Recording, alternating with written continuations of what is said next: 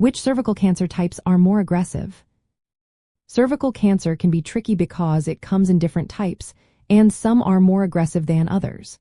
The most common types are squamous cell carcinoma and adenocarcinoma. Squamous cell carcinoma makes up about 70 to 90% of cases. It develops from flat, skin-like cells on the outer part of the cervix.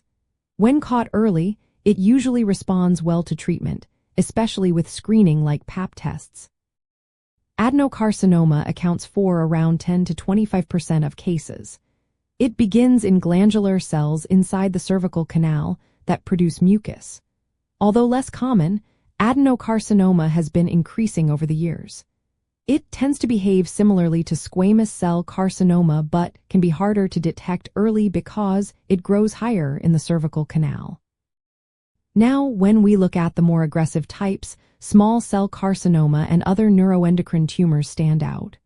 Small cell carcinoma is very rare, making up about 1 to 6% of cervical cancers. Despite its rarity, it is highly aggressive.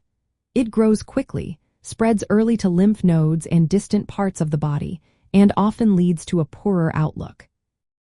This type features small cells with a high nucleus to cytoplasm ratio, which makes it behave differently from more common types. Large cell neuroendocrine carcinoma is another aggressive form, similar in behavior to small cell carcinoma, with rapid growth and a tendency to spread early.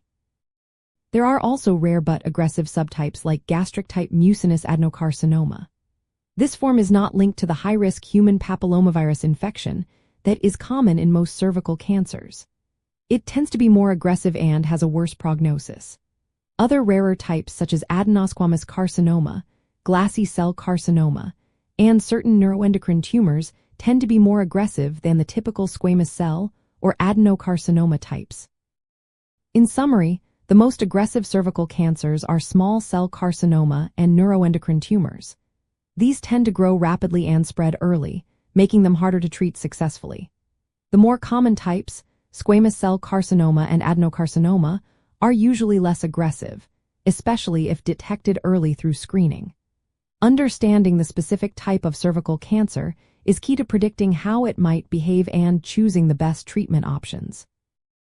If you or someone you know is concerned about cervical cancer, always consult a healthcare professional for personalized advice and proper diagnosis.